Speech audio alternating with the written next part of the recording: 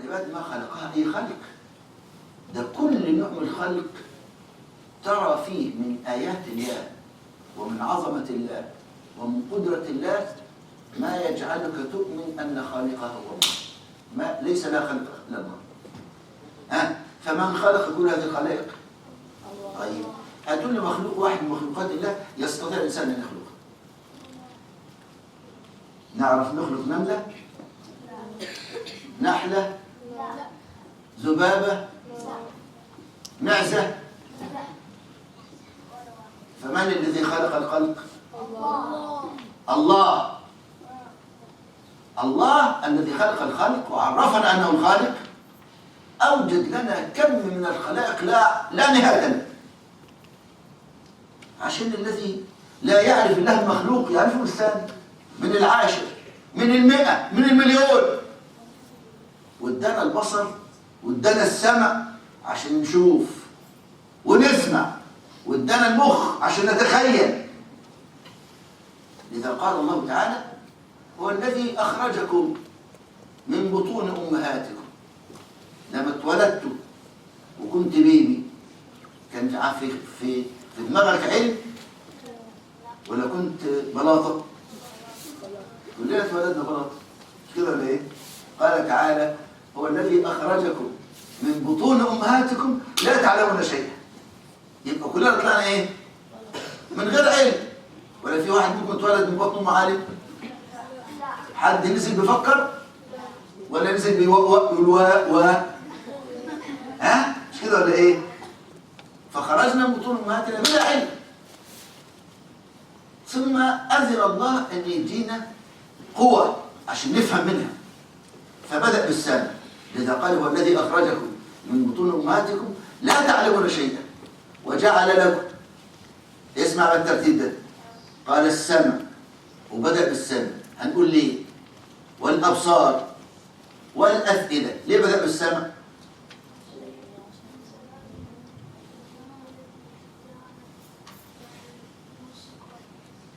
الله يفتح عليك، انت قلت معلومه قريبه جميل. الله يفتح عليك. تعال اقعد يا عم، يلا حل بقى. طب خلص دي ابدا. فجعل لكم السمع. ليه قال السمع الاول؟ لان اللي خلقنا عارف ايه اللي بيتحرك فينا وايه اللي ما بيتحركش. اول جاريه هتتحرك فينا السمع، وانت في بطن امك جوه في بطن امك صغنطوط كده خالص. بتلعب جوه الرحم. الرحم فيه ميه، عينك ما تقدرش تفتحها في الميه، لكن الاذن تشتغل في الميه. فتبقى قاعد في بطن امك وسامع قلب امك وعمال ينبض كده، فتقعد تسمع الموسيقى دي 9 شهور. فترة الرحم كلها قاعد تسمع امك كده، بطنها القلب بتاعها بينبض.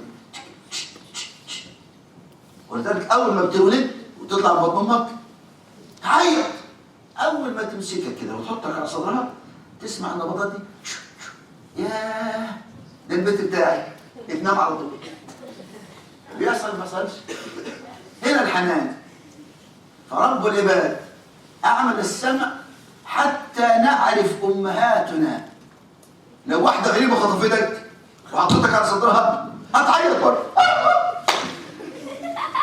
لكن ماما عارف الموسيقى اللي هي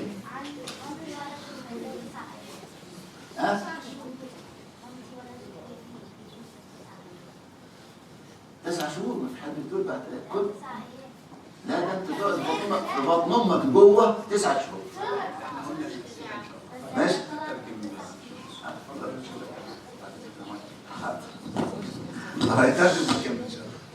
بسم الله الرحمن الرحيم. شيخنا first said مرحبا بكم. He welcomes everyone and he's very happy to be with you. Jazakallah khair. We are happy to be with you as well, Sheikh. He asked a question that any of us here was available in this world 100 years ago, and we said no. What about 100 years later from now? Are we going to still exist? Of course no. So that means our age is very limited. عمرنا محدود. And we are part of so many creatures, the whole universe. Whether these creatures, we see them or we don't see them. They exist, millions and billions of creatures. And Allah Azza wa Jal created all the universe to serve you. This is very important to know. So we have to thank Allah Azza wa Jal for that. Every creature available, animal, insect, the air, the earth, the mountains, the water was created for your own good. That's how Allah Azza wa Jal, the wisdom, the most of mercy. And Allah challenged the people. Can you create this? Can you even create a fly? And no, since 1,400 years ago and until now, the whole humanity, with all technology, they could not create one single fly. Very small creature. Can we create a fly? No. So that by itself is enough evidence that Allah exists and Allah is the only Khaliq. And Sheikh said even the farag, even the space that we see nothing in, if Allah makes our eyes stronger, more powerful, we will be able to see millions of small species that are surrounding us, that we cannot create, that only He created. And no one else can deny this fact, unless someone says, I created it, and nobody did. And every species, every ant, every mice, every cat, every dog has their own language, their own habits, their own organization, their own people.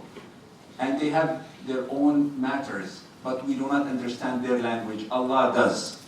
These are all proof of Allah's existence. And when you eat anywhere, small pieces of food falls down, whether you realize it or not, very, very tiny small.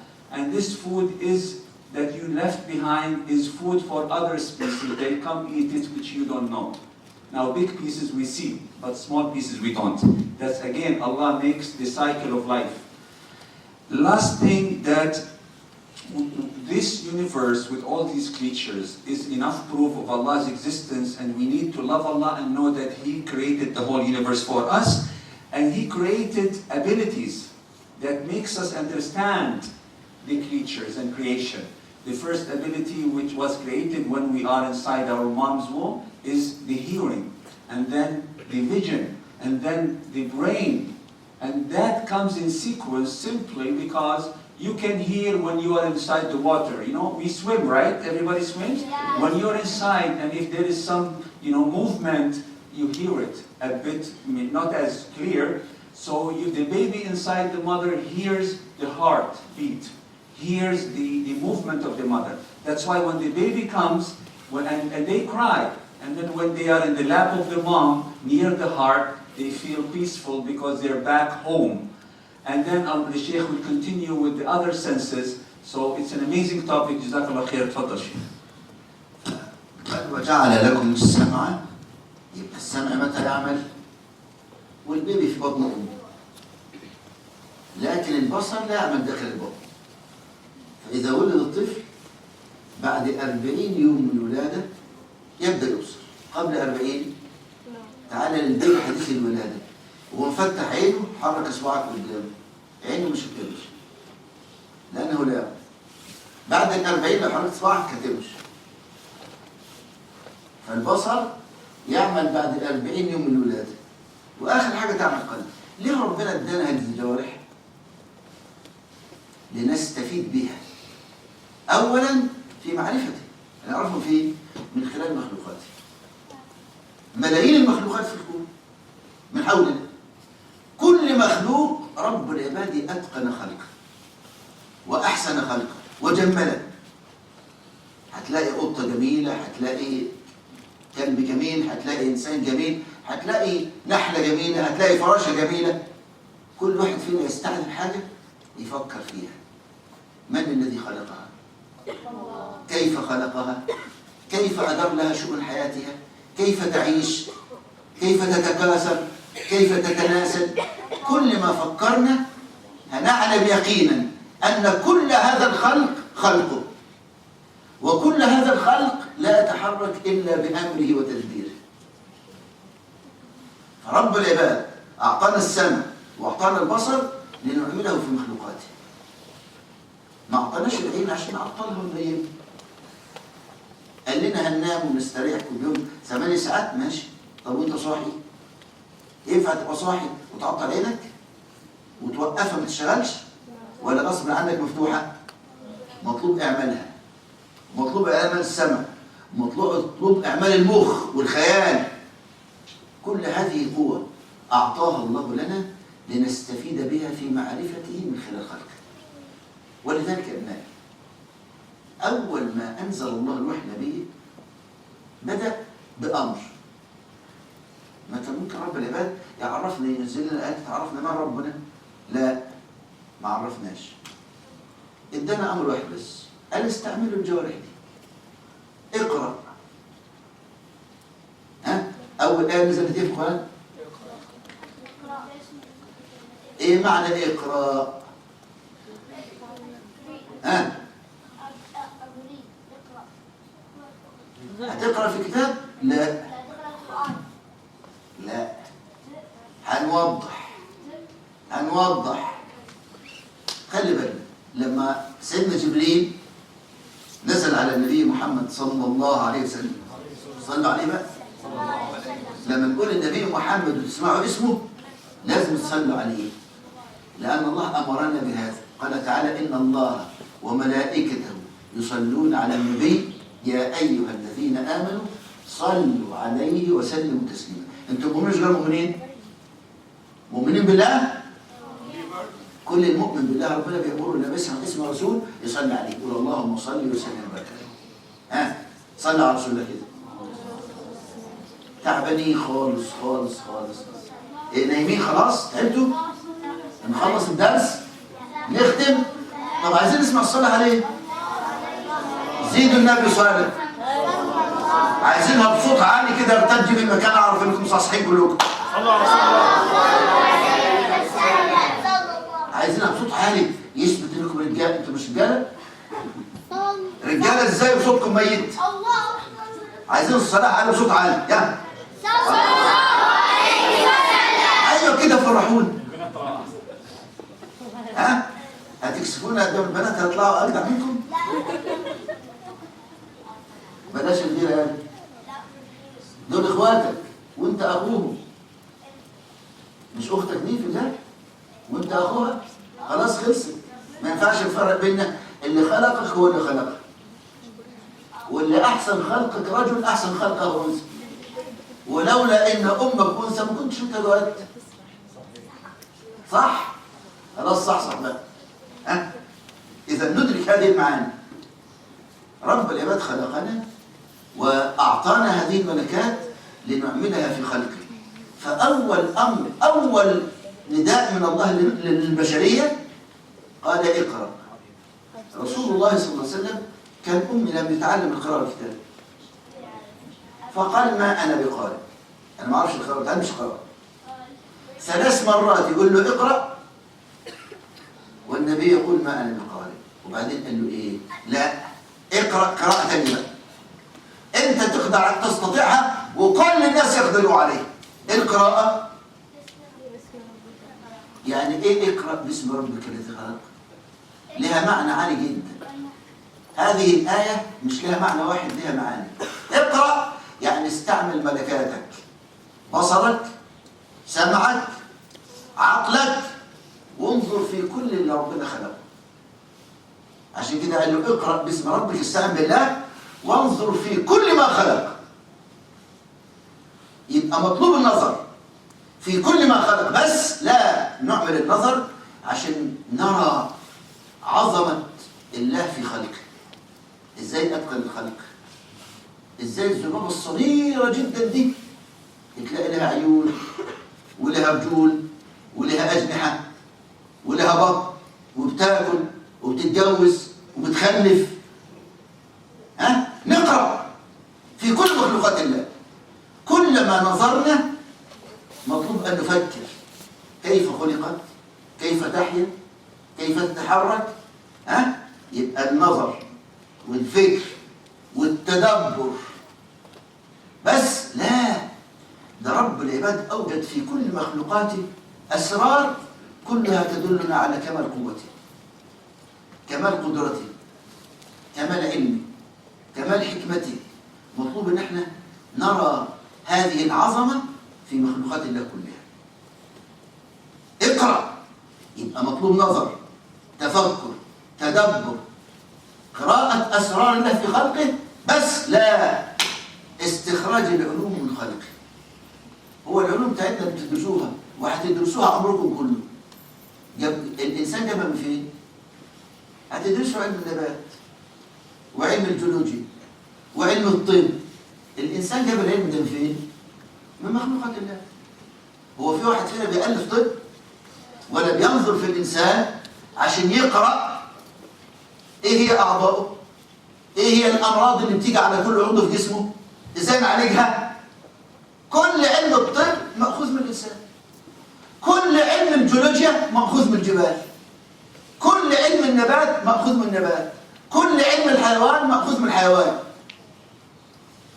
نكتشف فيه.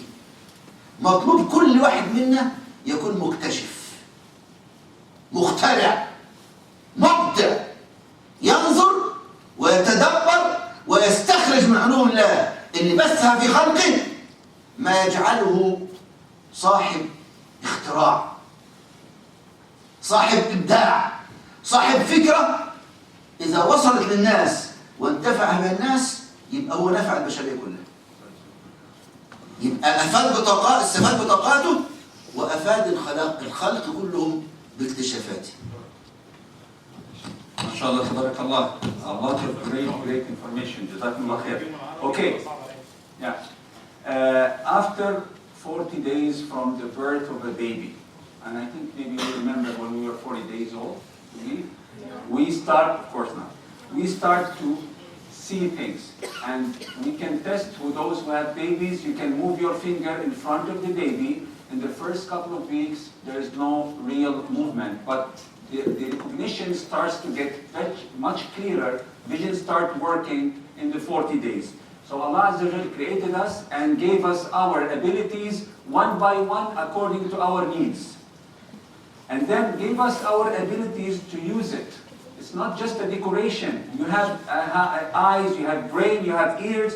So this will help you, number one, live and survive.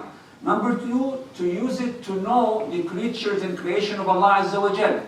Is it just to know the creation of Allah? No, to know Allah through the creation of Allah. To get closer to Allah by learning about the creation of Allah. And this time where the brain works and analyze, we need to analyze how Allah Azza wa Jalla created these creatures, and we see the wisdom in this creation through knowing, seeing, hearing, and learning about مخلوقاته, the creatures of Allah Azza wa Jalla. We have to learn. Please pay attention here. If the teacher speaks to someone, you need to look here, please. We need to know that Allah Azza wa Jal, nothing in this universe moves or has any ability without Allah's permission. You cannot move your hand if Allah will not permit you. You cannot move your eyes. You are owned, created, controlled by Allah. So make sure you obey Allah in whatever Allah gave you. So نستخدم هذه القوة لمعرفة الله. We use whatever Allah gives us from information and ability to know Allah, to believe in Allah, to obey Allah. The first order that Allah gave to us in the Quran was Iqra. And Iqra, Muhammad sallallahu alaihi wasallam, he doesn't know how to read and write. He said, "Ma ana biqari." I don't know how to read. And Allah knows he doesn't know how to read. Jibreel knows alayhi salam that Muhammad sallallahu alaihi wasallam doesn't know how to read. But what is the real meaning of Iqra?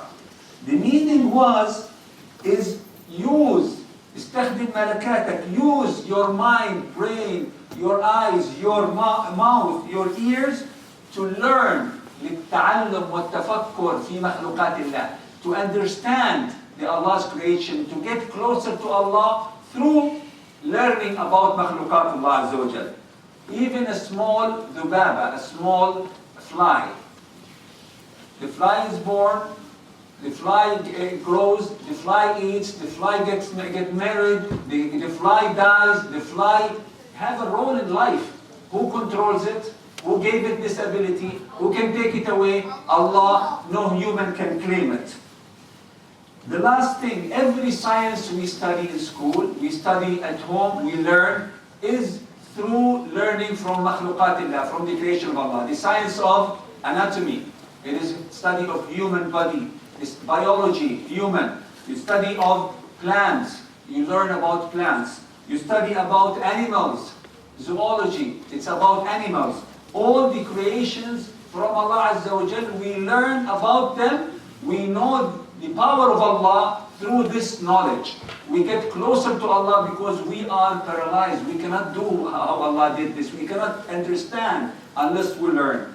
Last thing the Sheikh mentioned, this is a message everyone here should be a scientist, should be someone who discovers. You have to be a discoverer. You have to be a thinker. You have to be an inventor. This is how you use your eyes and mind and ears the way Allah wants you to use. So you can be someone who will help the human being live and happily and know Allah better. Barakallahu fiik. فكل العلوم التي اكتشفها الإنسان اكتشفها المخلوقات. انتوا الآن جميعا بتستخدموا محمول. مش كده ولا ايه؟ والآيباد وكل ده بيتواصل بإيه؟ الرسائل اللي تجيلكم ده عن طريق النت. عرفها كيف اكتشفها الإنسان؟ ازاي تتحرك الأصوات في الهواء؟ ازاي تنتقل الصورة؟ الكلام ده اكتشفه الإنسان في ايه؟ في مخلوق صغير جدا اسمه الصرصور. تعرفوا الصرصور؟ الصرصار. هتلاقي الصرصارة وهي ماشية ليها ايه؟ ليها دراعين طوال كده. دي بيسموها قول استشعار. عارفين قول الاستشعار ده ايه؟ ده أقوى اريال على وجه الأرض. اريال. عارفين اريال؟ اللي بيلقط الصورة وبيلقط الصوت وبيرسل إرسال. اللي بيرسل واللي يستقبل الاريال ده. تلاقي الصرصار ماشي في وسط غابة كبيرة جدا. امراته فين؟ آخر الغابة. يديها إشارة وصوت تستقبل الصوت. عنده جوجل، بس جوجل رباني يحدد الراجل مكان مراته وهي تحدد مكانه وهم ماشيين ما بيتوش في الطريق. كل واحد منهم معاه ايه؟ GPS بس رباني. انت تقعد تدور في GPS وتجيب العنوان، لكن هم بيجيبوا العنوان بس بالاريال يلقط. اللي هي اتحركت يمين اتحركت شمال بالاريال ومعها جوجل رباني. كل هذا تعلمناه من خلق. الصاروخ اللي بيطلع على الطياره وتطلع الطياره تطلع وراها تنزل ينزل وراها. جبنا الفكره دي من فين؟ من البعوضه. عارفين البعوضه؟ الناموسه. الناموسه عندها جهاز في جسمها يحدد الحراره، درجه الحراره. وانت نايم جسمك بيضخ حراره بيطلع، ولذلك اول ما تنام على الفرشه تبقى بردان، بعد شويه تلاقيها دفئت لان جسمك بيضخ عليها حراره. الحراره دي بتعمل زي مجالات، دايره ورا دايره ورا دايره. الدايره البعيده خالص تلاقي حراره ضعيفه، اول ما تقرب من الجسم تلاقي ايه؟ الحراره سخنه. وذلك تبقى انت جاي بردان وتلاقي اختك في البيت او امك اول ما تمسك ايدك تلاقيها دفيانه وايدك انت بردان. الحراره دي لها مجال زي المجال المغناطيسي كده. الذبابه عندها الجهاز ده، تبقى بالليل تتحرك والدنيا ظلام، ظلام شديد جدا وانت نايم ومغطي جسمك كله، وفيه جزء صغير قوي عند ودنك عريان. الذبابه تسيب جسمك كله وتروح على الجزء ده. عرفتوا ازاي؟ الجهاز ده يجذبها. فين الحراره العاليه؟ بتروح عليها. وربنا مديها طبيب. خلي بالكم صح معايا. الناموسه ده يا اخوانا دكتور على ارقى مستوى. عايزه تجرس تشيل نص دمك، تمصه ازاي؟ صح يا شباب. لا ده قبل ما تحط بتروح مديك حقنه بنج تبنج المكان عشان انت ما تحسش بيها، وتروح شرطه بالمشرط ومدخله الذباب الابره بتاعتها وتمص الدم. انت لا تشعر بالمشرط ولا تشعر بدخول الابره ولا تشعر بنص الدم، وبعد ما تيجي تطير انت قرصتني ناموسه. يبقى انت اشطر ولا هي؟ لا تشطر منك. شفت بقى؟ العلماء لما لقوا الله ده فيها جسم بينجذب للحراره، بدأوا يدوروا ازاي نكتشف الجسم ده لغايه ما اكتشفوه، حطوه في الصاروخ، الصاروخ طالع يلاقي الطياره نفسها بتطلع عادم، العادم ده فيه حراره. اول ما يوصل الصاروخ لعادم يدور على فين الحراره العاليه فيجري عليها، تطلع الطياره يطلع وراها، تنزل وراها لغايه ما يجيبها. يبقى فكره الصاروخ خدناها من فين؟ من بعوضه. كل علومنا اكتشفناها في الخالق. الخالق اللي خلقنا عارف ان كل العلوم دي في خلقه. عشان كده ادانا اول امر الاقرا. الامر ده لمين؟ لنا كلنا. الصغير والكبير والذكر والانثى والمتعلم ده المتعلم مطالب انه ينظر يقرا في مخلوقات الله ليستخرج علوم، ليستنبط علوم، حتى يتعلم البشر ويرتقي البشر ويتقدم البشر ويصبحوا اسمى البشر. فهمنا القصه؟ وضحت؟ خد درس.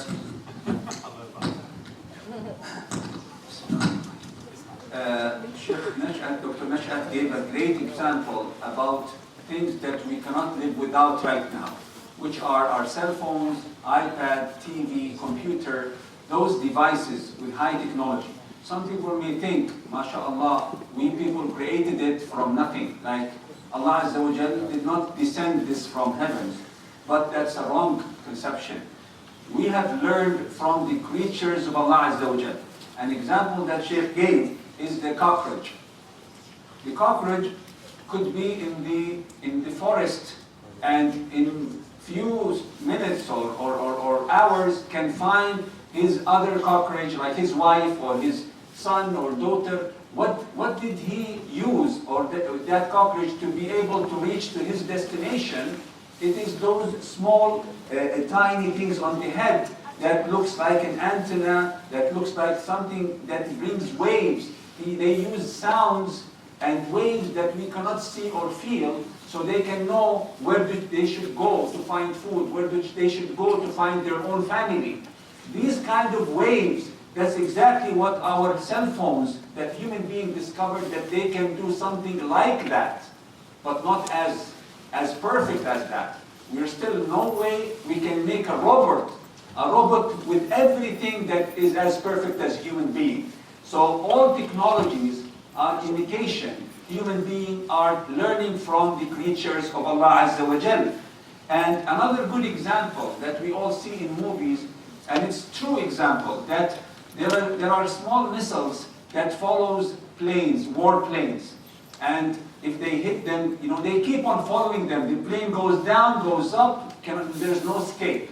Why? Because these missiles follow the heat that the plane produces through the engines. Where did the people learn this? MashaAllah, the Sheikh mentioned, and all of this is new to me, Jazakallah khair Sheikh. It is through an insect called al-ba'uda, the mosquito. Mosquitoes, especially whoever did camping, they come at night, they attack you, and even if you wear everything you have over you, if you have a piece of your ear outside your clothes, subhanallah, the mosquitoes are so intelligent, they come to that small piece of meat or elbow or finger that is exposed. How did they know the place? Allah gave them the ability to see and feel the temperature that your body produces. We produce temperature, we have to stay warm. So this kind of connection, it is like the rocket or the missile that hits the plane through detecting heat from very far. So a mosquito, this tiny, we look at it as something not even important in life, have those abilities, and Allah gave it these abilities. The abilities of the mosquito are even beyond just the heat detector. They are like doctors. They come to your skin, they don't want you to kill the mosquito before the mosquito takes some of your blood. So what do? Allah gave them the ability to put anesthesia, to put something that make your skin numb without you feel. Little liquid from their tongue on your skin makes it doesn't feel, and then they drill like a surgeon inside your skin with tiny drills, and then they suck your blood, and you don't feel. They can stand there for quite a while, and only you feel when the mosquito flies away and it's too late to find them or to kill them. A surgeon. So we've learned anesthesia, we've learned surgery from mosquitoes.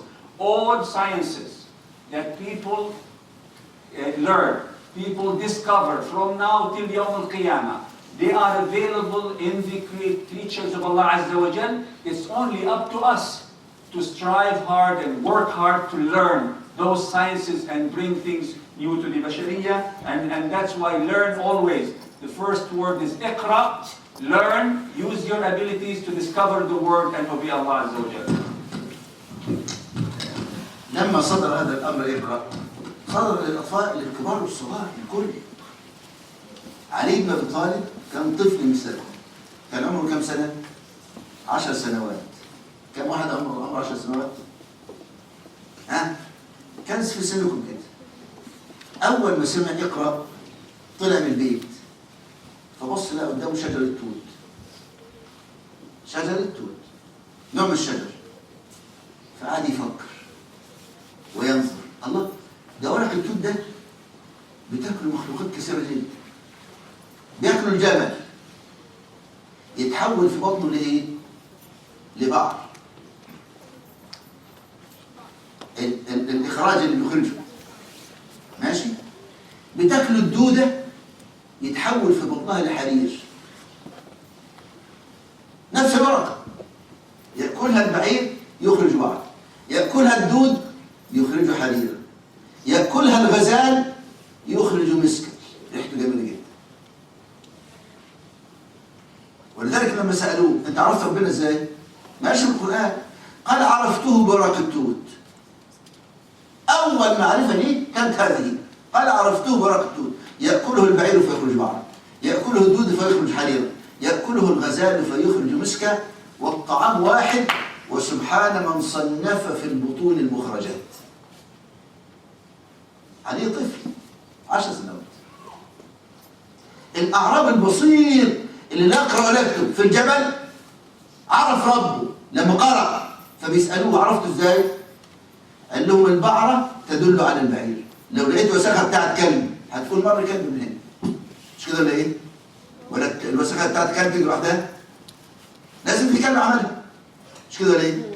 قال البعرة تدل على البعير، ولو قدم لو لقيت أثر قدم في الأرض يبقى في بني آدم مشي من هنا. قال والأثر يدل على المسير. طيب وسماوات ذات أبراج وأرض ذات فجاج، جبال أو أودية حاجة قريبة جدا في الكرة الأرضية لما تمشي فيها تذهل. سماوات ذات أبراج وأرض ذات فجاج وبحار ذات أمواج، ألا يدل كل ذلك على اللطيف الخبير؟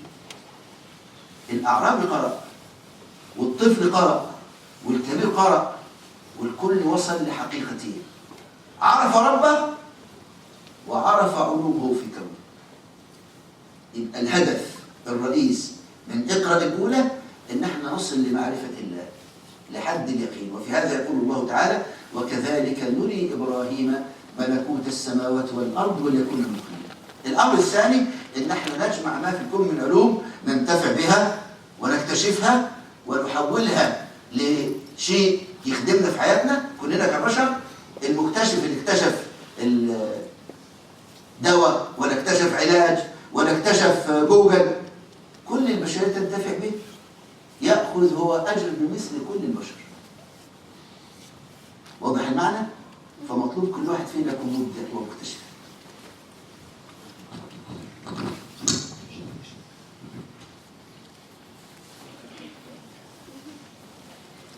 A very, very important thought and great examples. And mashallah, this example applies to your age. And really, compare yourself with a person like Sayyidina Ali ibn Abi Talib radiallahu anhu. He was your age, 10 years old.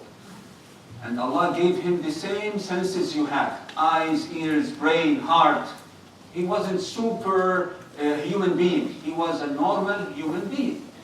But a human being, young human being who saw Muhammad sallallahu alaihi wasallam, he was in his house. So he had a special heart.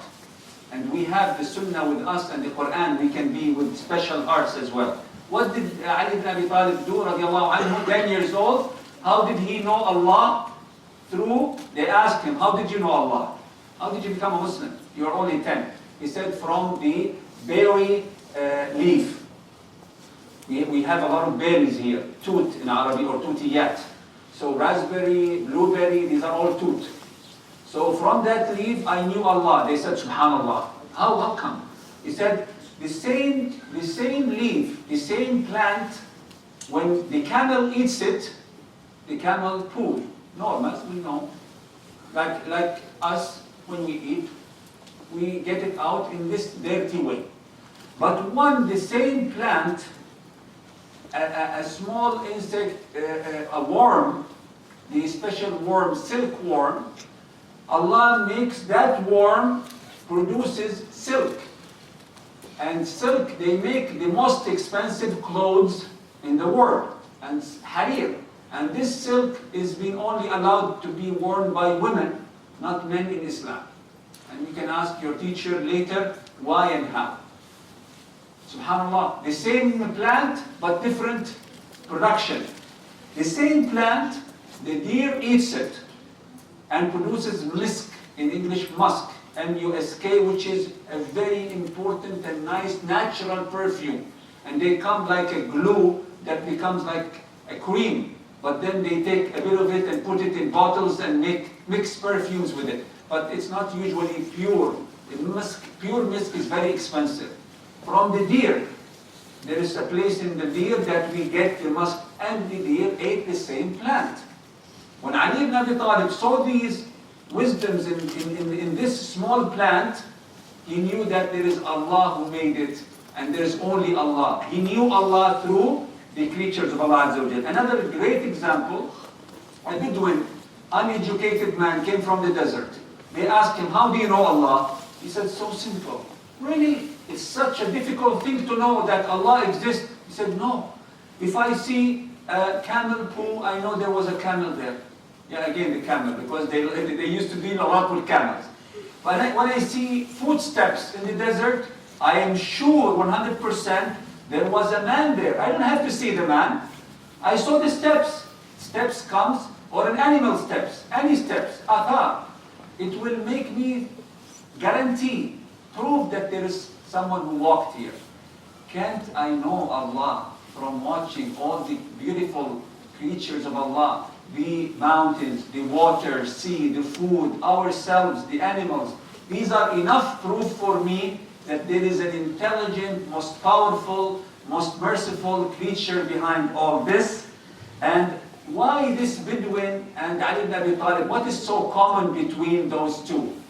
They have used the word iqra to discover the word. You have to read, but not only read. Read and think and listen and watch and observe. And we need to collect نجمع العلوم, collect all sciences, to use it to know Allah, to use it to help our fellows, to make something that is beneficial to all humanity.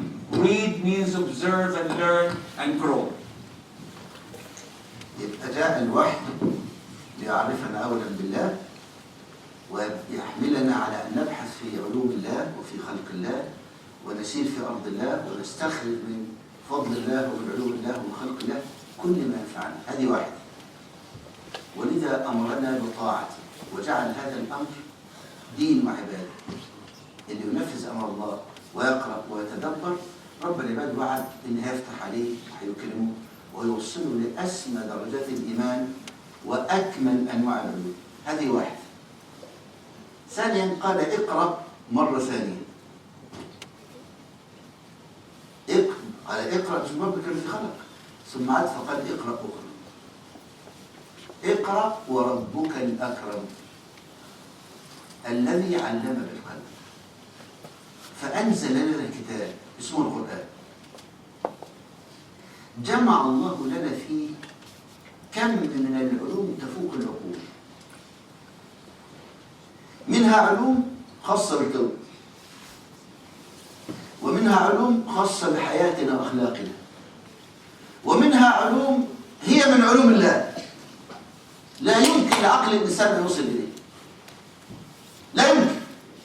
لذا قال اقرأ وربك الأكرم الذي علم بالقلم، العلوم اللي احنا نعرفها. وبعدين قال علم الإنسان، الله يفتح عليكم، يعني ما لم يعلم ولا يستطيع يعرفه لوحده استحالة، لأن هذا علم من علوم الله، ولولا أن الله عرفنا إياه ما عرفناه. طيب هضرب لكم مثال. كلنا أحياء عايشين بإيه؟ بالروح. إيه هي؟ ما هي الروح؟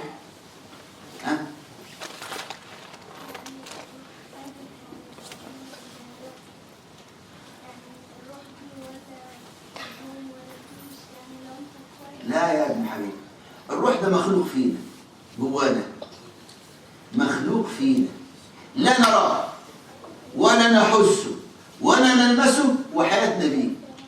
قبل نفخ الروح فينا كنا حته لحم صغيره كده في طول مالنا كلنا، فلما نفخ فينا الروح اصبحنا بني ادمين بنتحرك منها. لو اخذ الروح منا متنا وصرنا جثه هامده، لا حركه ولا حس ولا حياة. ما هي الروح؟ مخلوق فينا. من يعلم علمها؟ لا يعلم علمها إلا الله، وغيرها كثير. كم من مخلوقات الله في كونه، كم من علوم الله في كونه التي يعلمها العليم الذي خلق كل الخلق ولا يعلمها الإنسان. علمنا الله قطاع كبير جدا من هذه العلوم في القرآن الكريم. من هذه العلوم علمنا حقوق الخلق حولنا، فأوجب علينا عبادته. كيف نعرف الله، كيف نعبده، كيف نصلي له، كيف نؤدي له حقوقه. فأوجب علينا علوم من الصلاة ومن الزكاة ومن الصيام ومن حسن الخلق ومن عدم الاعتداء على الغير. كل دي تعليمات من الله لنا حتى نكون أسمى الناس وأرقى الناس، ولا نؤذي الناس، بل نعين الناس على أن يتعاون مع الناس لنرتقي بالبشرية. هذه المعاني ساقها الله عز وجل. ومن هذه المعاني معنى خطير جدا: أقرب الناس إلينا وأكثر الناس خدمة لنا في حياتنا من؟ الأم والأب. الأم والأب.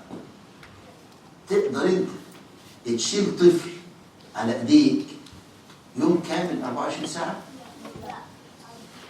طيب إيه رأيك بقى إن ماما شالتك في بطنها 9 شهور؟ 9 شهور شايلاك جوه بطنها، وأنت عمال مش ساكت، بتلعب وبترفص وتديها كل شوية برجل كده في بطنها. اللي يحصل ما بيحصلش؟ كلكم كنتوا بترفصوا جوه ولا لا؟ ها؟ مش بترفص بس، بترفص برجليك وتضرب بايديك وعمال تضرب مشاك وهي جوه عمال تاخد الخبطات دي كلها. اللي اتحملتك 9 شهور دي ملهاش حق عليك، ملهاش حق عليك.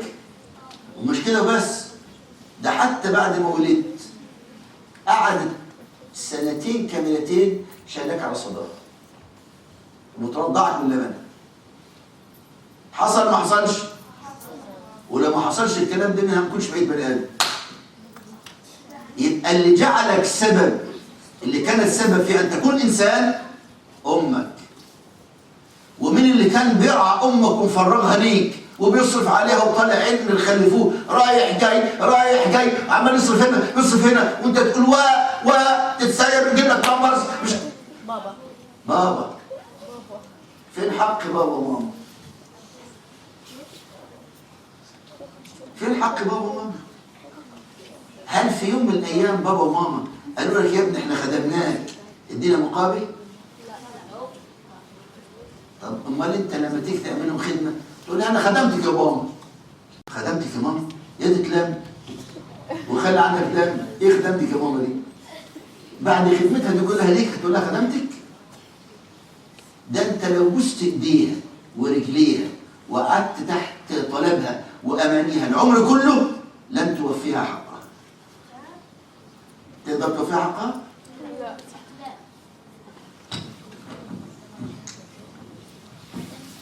ما شاء الله تبارك. Okay, let's pay attention. جزاكم الله خير. الوحي جاء لنعرف الله وسخر لنا كل شيء. Allah Azza wa Jal have sent Quran, sent orders, sent Iqra for us. Allah have sent Al-Quran for our benefit. There are two types of Iqra. In Iqra, Bismi Rabbika alladhi khalaq. The first Iqra, to use all your senses to learn about the universe through the creatures of Allah Azza wa Jal, you know Allah Azza wa Jal. The second Iqra is talking about Al-Quran Al-Kareem. Allah Azza wa Jal's words to us, message to us. And in Al-Quran Al-Kareem, you will find all type of sciences. كل العلوم. Sciences that are tangible, that are facts, that we see them, we live with them. Such as we mentioned biology, earth, animal science, plants, and other sciences about ghaybiyat, things that we cannot understand or learn, but we need to believe in. There are a lot of sciences in Quran, information and knowledge that called like al-ulum al-ghaybiyya, al-ilahiyya. Allah told us about them that we cannot discover them by ourselves. And we cannot know the exact way they go. Such as the ruh, the soul. We are all made of body and soul. If the soul leaves the body, we die. Before the soul came to our body, we were small pieces of meat inside the womb of moms. Small pieces of blood, have nothing. So nobody can claim that they know exactly what this spirit is all about. What is the color, the smell, the size, the shape of your spirit, of your ruh, of your soul. Nobody can do that. But everybody knows there is a soul. And that's why when this soul leaves the body drops dead. Whether through sickness or car accident, at the end of the day, there is a body that has no soul. This is an example of knowledge of the unseen, of the ghaib. In the Quran, Allah Azza wa Jal not only gave us sciences and knowledge, He also asked us for acts of worship, ibadat. Brothers and sisters, listen to this. Allah told us to do things that will benefit us and will make us among the worshippers of Allah Azza wa Jal. And we need to learn Siyam, Qiyam, Quran, Salah, Zakah. All these are in the Quran called Ta'ah. You need to be Ta'ah, you need to obey Allah, and you need to know for sure this is done for your own good. And Allah asked us for Al-Khuluq Al-Tayyib was-Suluk Al-Hasan, the good manners. So there is different way that you know Allah Azza wa Jal. With good manners and with good attitude, you will be able to survive and deal with others the best way possible. And again, it's for your own good. Allah doesn't need this. We need it. We need to learn the akhlaq al-hasana so we can live happy and Allah Azza wa Jal will be proud of us. One example of al-khuluq al-hasan and the real ta'ah is your duty towards the people, the two persons who have brought you to this world. Allah brought you through them, who are mom and dad, father and mother. You cannot carry a baby for a whole day standing, or one small baby, but your mother carried you for 9 months. I have my brother, younger brother, my mom carried him for 10 months. I don't know why she only carried him for 9, but he liked it inside. It happens sometimes. Sometimes less than that. But that's too long, too heavy, too tiring. And then breastfeeding for 2 years. And then You become a human being because of your mom and because of your dad. And then she asked you for no return.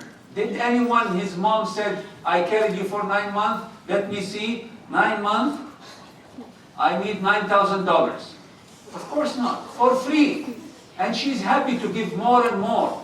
But if we go wash a dish, I need money, I helped you. You give me $10. I clean the car of my baba, give me $5. I need a return. Subhanallah. That's why parents are so important. Even if you serve them your life, you will not give them any real return. And this is only because of Allah. Your father protects you, brings money, make your life better, helps you understand. This is all very important to know. Your parents, after Allah Azza wa Jal and Muhammad Sallallahu Alaihi Wasallam, are your best priorities. Yes? Okay, so after the هختم المحاضرة.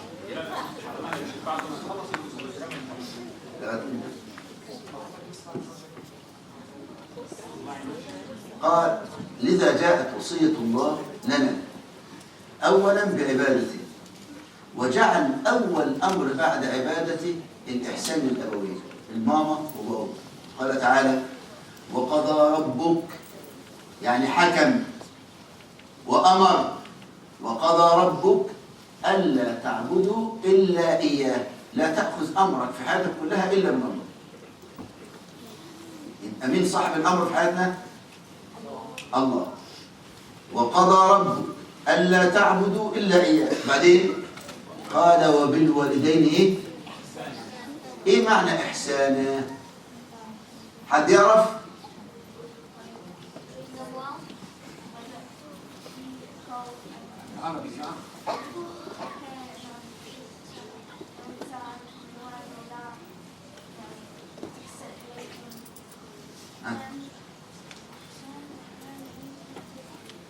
الوالدين إحسانا، يعني إيه إحسانا؟ الشيخ بيقول يعني إيه إحسانا؟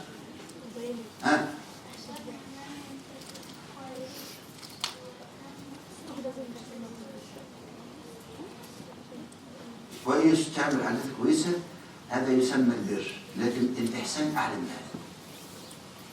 هذا. سماع الكلام.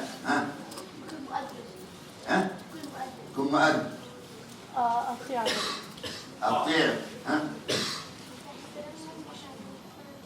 كل دي معاني بسيطة في الإحسان. الإحسان أعلى من كده. الإحسان يعني إيه؟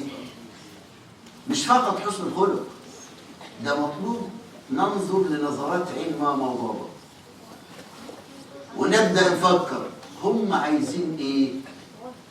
اللي يتمنوه مننا إيه؟ مش اللي يطلبوه، اللي يتمنوه. ممكن ماما تطلب منك حاجة بسيطة، لكن هي نفسها تتمنى لك تبقى الأول على الطريق. لو أنت طلعت الأول أحسنت إليه، حققت أمنية. فين أماني ماما وبابا؟ فين نظرات عينهم تذهب؟ مطلوب نبحث نحن وندور. ماما عايزة إيه؟ بتحب إيه؟ تتمنى إيه؟ نعمله. يقول عبد الله بن عمر كنت آكل مع عمر. الله بن عمر كان سيدنا عمر الخطاب، فجالس ياكل مع أبوه، الأكل في نص بين الاثنين. فعبد الله بن عمر يبص عينين بابا راحت فين؟ على أي مكان في الأكل. الطبق اللي راحت على عين بابا عبد الله بن عمر ما رضاش ياكل منه. فبيسألوه ليه؟ قال خشية، أخشى إن تكون عين عمر لما نظر إلى الأكل ده عجبه واشتهاه، أروح أنا أكله؟ ينفع؟ قال كنت أنظر إلى مواضع نظر عمر في الطعام حتى لا آكل ما اشتهته نفس عمر، بل ما هو أشد. عبد الله بن عمر نفسه ماشي في يوم في الصحراء، لا راجل ماشي في الجبل راسه عريان ورجليه حافيه مفيش نعل جزمه، والحر شديد جدا والارض مولعه نار. في منطقه مكه الارض درجه الحراره بتوصل لكام؟ ل50 مئوية، مش فرنتي، فرنتي. وضحت؟ فالأرض بتبقى مولعة نار، لو حطيت رجلك تتشوي. فسيدنا عبد الله بن عمر رأى راجل بهذه الصورة، عمل إيه؟ راح خلع طاقيته لبسها له، وخلع جزمته لبسها له، ركب على حمارة، نزل على الحمار ركب راجل. فالصحابة اتعجب، يا ابن عمر أنت بتعمل كده ليه؟ الراجل ده راسه ألفت الشمس، اتعود عليه، ورجليه اتعودت على الأرض، وماشي على رجليه، أنت لا طاقة لك بهذا. قال لا، لأن أبي كان يحب أباه. أبويا كان بيحب أبوه، أبوه صاحب أبوه، صاحب بابا، أبوه صاحب بابا، مش هو، أبوه. والنبي وصانا فقال إن من أبر البر، من الإحسان لأبوين، حب أهل ود أبيه. مش أحب صاحب بابا، أحب أولاده. وضحت؟ يبقى ماما بتحب مين؟ خالتي، صاحبتها فلانة. أحب اللي تحبهم ماما وبابا، وأحب أولادهم كمان، لأن حبي لهم هيريح نفس ماما وبابا. واضح المعنى ده؟ هو ده الإحسان. الإحسان أكبر يا أولادي من قضية إن أنا أكون حسن خلق معهم، لا، ده أنا بدور إيه اللي بيحبوه، إيه اللي يشتهوه، إيه اللي يتمنوه، أسعى لتحقيقه. وصل المعنى الخطير ده؟ هو ده معنى الإحسان.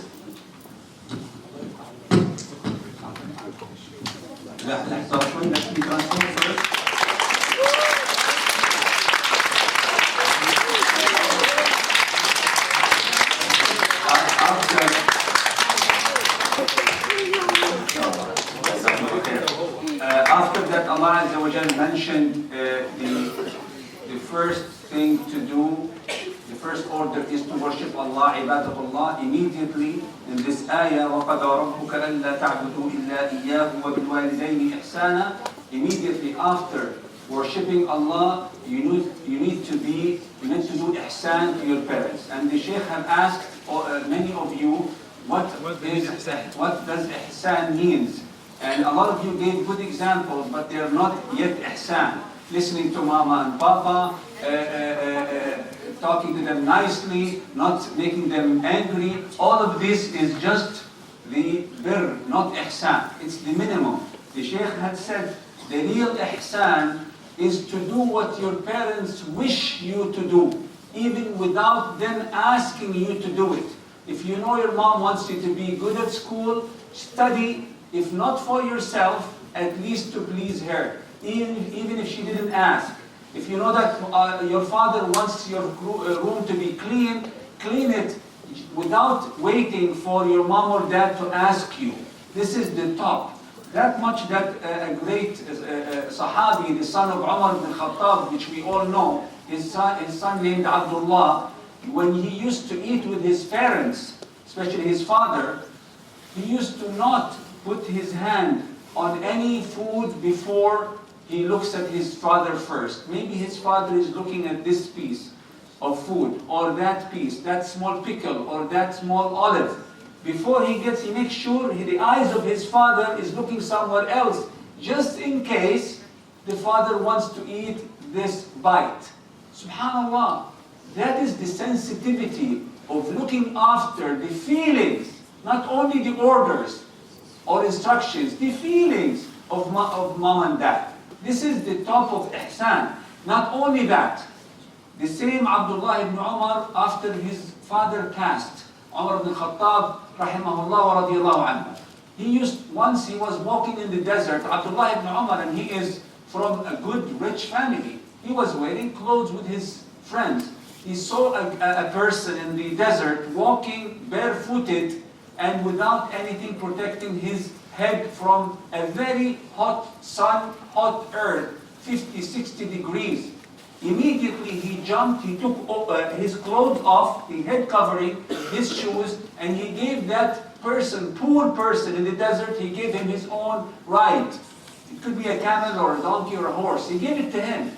And then the people around Abdullah ibn Umar told him, this Bedouin, poor guy, is used to this. His feet are so thick, he can take temperature. His head is used to sun. You are not used to this kind of temperature. Why would you prefer him over you? Imagine his answer.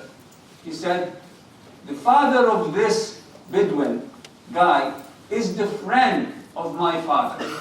My father passed away. I still will remember my father by doing good, not only to his friends, to the family of his friends, to the children of the friends of my dad. This is ihsan. You do good to those whom your dad or mom used to interact with. The best thing you do in your life is to watch the feelings of your mom and dad and try to do what they want you to do before even they ask about it. This way you will be really a good mu'min, a good Muslim, a good worshipper, and your children, your own children will do the same to you. جزاكم الله خير. واجب عملي جايز، واجب عملي اليوم كل واحد لما يرجع بيته هيروح يبوس ايد امه وابوه، واذا كان مضايقهم يصالحهم، واذا كان بينه وبينهم شيء يلتقى معهم من جديد، اولادنا لازم يحضروا. Okay, your homework today very simple, and I know everybody will do it. Your mom and dad, some people say no. Your mom and dad will love that you show them the best of ihsan today. Kiss their hands and feet if you can, and head. And not only that, not only kissing. Not only kissing. Not only kissing. Show them that the ihsan we were talking about. If you listen to this and you do not do anything, waste of time, haram. If you listen to this great session, you need to put it in practice. Barakallahu fikum. اللي عايز اي اسئله مع الشيخ يقدر يستنى على جنب هنا ما يطلعش او هنا في الكورنر ده. اللي عايز يسال اي سؤال any question you can wait here at this corner. Guys, the question is at this corner. You can wait there at this corner if you want to ask the question. Thank you.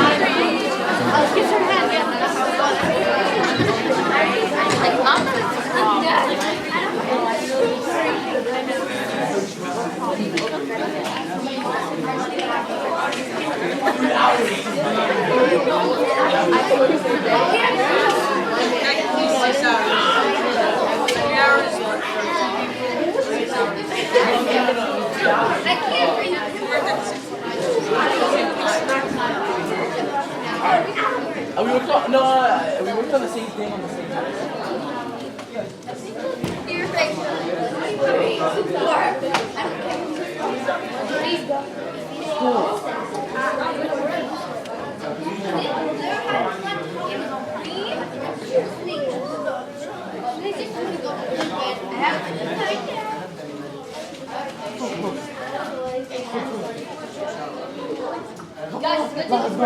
Let's go.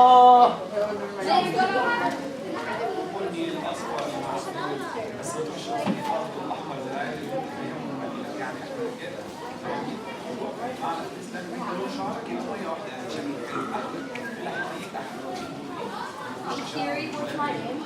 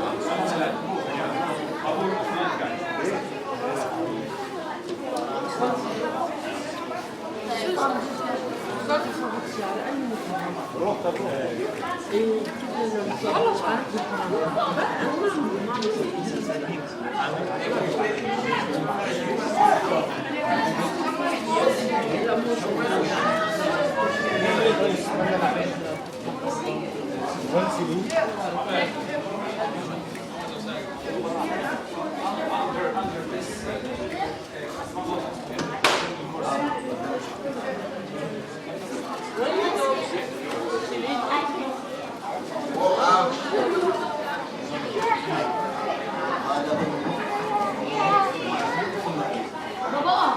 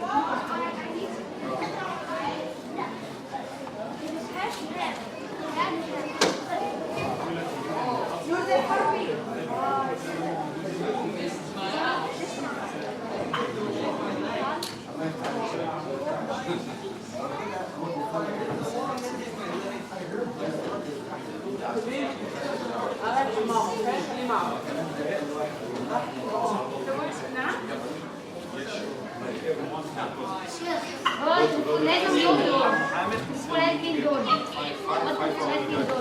شيخ لازم تفجئ جبنا you have it بابا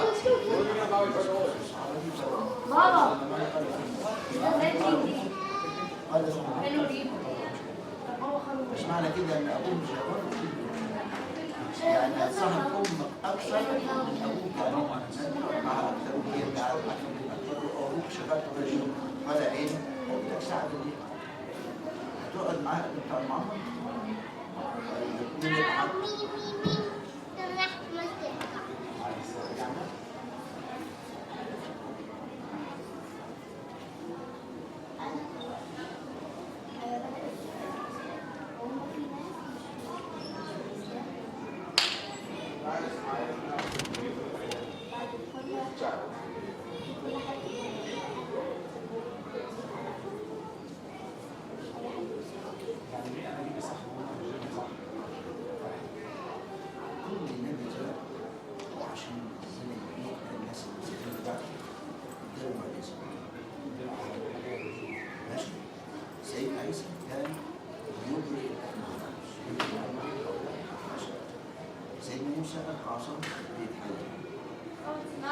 ضرب بها الحجر فجرت نشر ضرب بها البحر فرق مشر اللي شافه سيدنا موسى عمل مش كده واللي شافه سيدنا عيسى عمل مش يحيى طب واللي دلوقتي حد منهم شاف سيدنا موسى؟ حد شاف سيدنا عيسى؟ بيعد معجزة نبينا دي الخلق القرآن ده كتاب اللغة العربية واحنا دلوقتي كلنا دخلنا اللغة العربية ربنا تحدانا قال كل البشر والجن معاكم كمان تعرفوا ليه مستلزم؟ لما يعجزنا كلنا الكل عجز قال طب خلاص بلاش كتاب هاتوا 10 صور ما قدروش هاتوا صورة واحدة ما قدروش هاتوا صورة تشبهه أمر منه بس ما قدروش الكتاب موجود مش موجود حتى تعالوا اقرأوا الكتاب وطلعوا لنا فيه معلومات الكتاب جاب لنا علوم ايه العلوم دي؟ كيف بدأ الله الخلق؟ ازاي بدأ خلق آدم؟ آدم كان موجود؟ ولاش موجود؟ خلق السماوات والأرض قبل خلق آدم عرفنا ازاي خلقهم مين يقدر يجيب لنا معلومه واحده عن البيت خلق السماوات ولا حد لما يدينا هو معلومات عن هذا العلم يبقى ده علم رب ولا علم بشر؟ يخلي علم رب وغيرها كتير لما نموت ايه اللي يحصل لنا لغايه يوم القيامه؟ لغايه القيامه ذكرونا تفصيلا ايه اللي يحصل عندنا؟ ايه اللي يحصل علينا؟ ايه اللي يحصل في القيامه؟ ايه اللي يحصل في الجنه وفي النار؟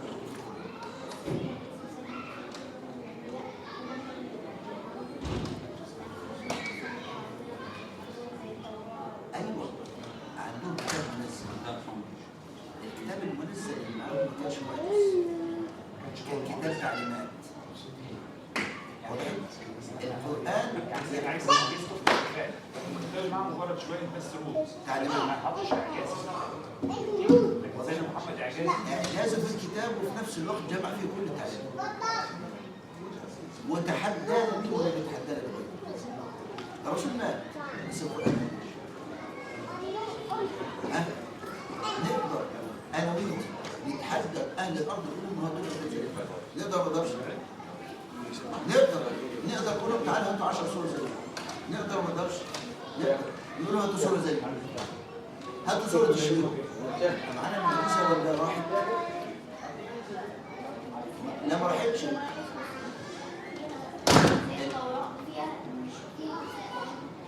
لا يا اختي القرآن تحدى بالإعجاز لأن دي مميزة مختلفة عن التوراة. الإنجيل منزل من عند الله كان تعليمات. والتوراة المنزلة من عند الله كانت تعليمات. القرآن كتاب إعجاز وتحدي.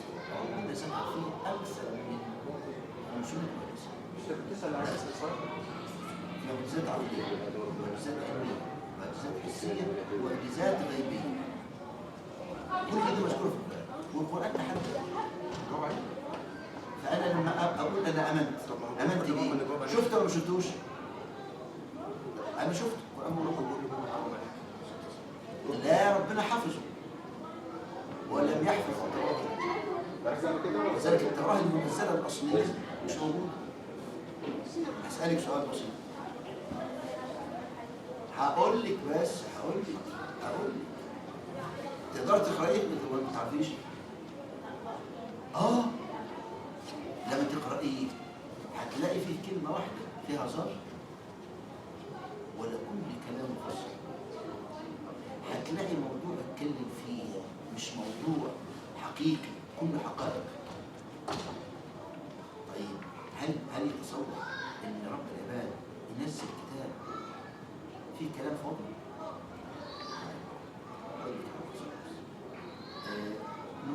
النقطة الأولى، التوراة الأصلية نزلت بين